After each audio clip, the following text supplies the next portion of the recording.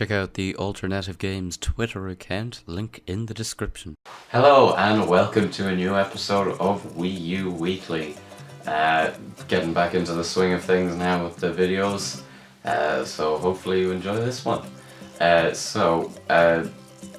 week for the Wii U we got Twin Robots, and the other one was B3 Game Expo for Bees. Neither of them look like games that'll set the world on fire, so I decided just for this I'd do something a little bit different for this iteration. So basically the eShop is 5 years old this year, and so Nintendo's doing a sale for it at the moment, where they've got a ton of the good eShop games on sale. Not the best ones, but a ton of really good ones. So I decided, since I've played some of these games before, why not give you my thoughts on them and maybe see if I can give you some recommendations. So without further ado, let's get on with it.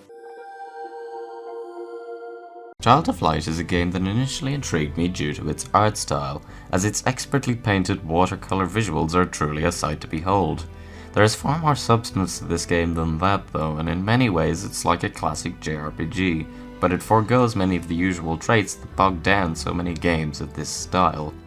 It features a far more active combat system which rewards both skill and strategy by combining both a type weakness system and an interruption system which will test your timing, forward planning and strategizing skills. All of this is tied together with an engaging tale which combines visual, mechanical and carefully composed written storytelling. The story also offers limited choice, not in the form of dialogue trees, but through the way you play the game, and these choices affect the difficulty and in a small way the story. Did I mention the score is amazing? The music beautifully complements the sense of whimsy in the game's world perfectly. The tracks that complement the battles don't quite reach the same emotional highs that the slower pieces do, but no game is without its blemishes. Thankfully, the mechanics within the fights make up for this. This is one of my favorite traditional RPGs, and it's certainly worth a try for any fan of the genre.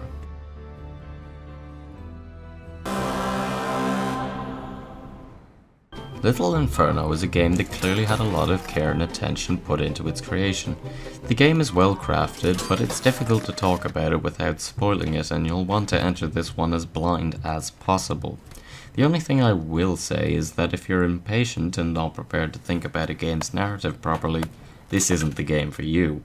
While I did enjoy the game's story and it gave me food for thought, portions of the gameplay tried my patience, and I did not feel that the elements that instilled this frustration within me were necessary in their entirety, and they left me feeling bitter after I put the controller down. All I can advise is that this game is best taken in small doses.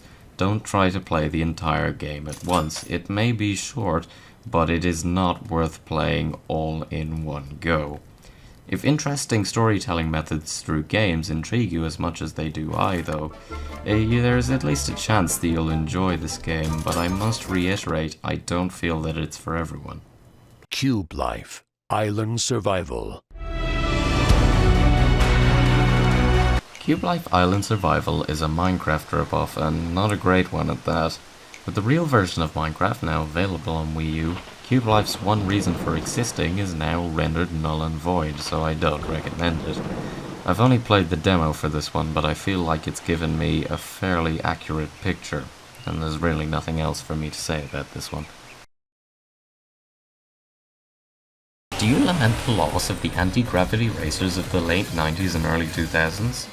Well, fret no more, as in Fast Racing Neo, Shinen Multimedia has cooked up a deliciously difficult concoction of Ikaruga and F-Zero, combining the phase-shifting mechanic of the former and the high-speed racing of the latter, and it has all been lovingly seasoned off with some of the most impressive visuals that the Wii U boasts. The tracks are the clear stars of this game. They are beautiful. The soundtrack is a bit lackluster, but it is high energy, and when one is zooming along the visually gorgeous courses, one can hardly pay attention to it. Be warned though, this game is not for the faint of heart. I've seen many people try this game and be swallowed up by the game's difficulty. Many of you may not even unlock the game's fastest speed setting. Heck, I haven't, and I'm not the only one. But if you relish a challenge, or you're just looking to see what a Wii U iteration of F-Zero could have been like, this game is definitely worth a try. If that Shinen production wasn't to your liking, the technical wizards and fetishists of the word Neo's first Wii U outing is also on sale. Nano Assault Neo, or NAN, involves you eliminating microscopic viruses to the beat of some okay electronica music. The game looks great and has tight controls. I must confess I've only played the demo, but from what I've heard it's not the longest game, so maybe a sale is the only thing that'll push you over the edge on this one, but I think it maybe should be worth a try. NES Remix not only lets young players experience abridged versions of classic games from the NES's early life, but it also allows one to play new remix challenges based on these classic games. It's fun and creative, and it's also a good game if you don't have much time on your hands. Some of the games have not aged as well as others though, like the original Mario Bros. Not to be confused with Donkey Kong or Super Mario Bros. Those are great. But this game, I don't like it. The controls are a bit clunky, to be honest. Anywho, that's my piece. The sequel's also on sale, and I've heard it's much of the same, except it features Metroid, Zelda 2 and Mario 3, so maybe you'd also like that.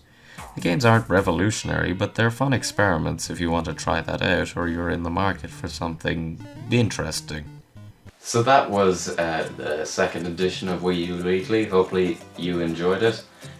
Please put down there in the comments below what you thought of it, any other games you want me to review, anything you wanted to see me do, and please don't forget to like the video if you liked it, and subscribe if you have not already.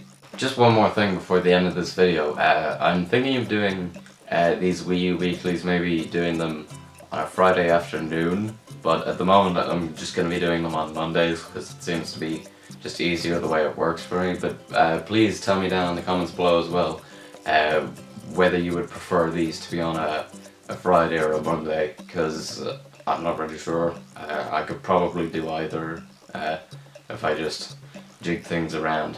So yeah, please leave that down in the comments below.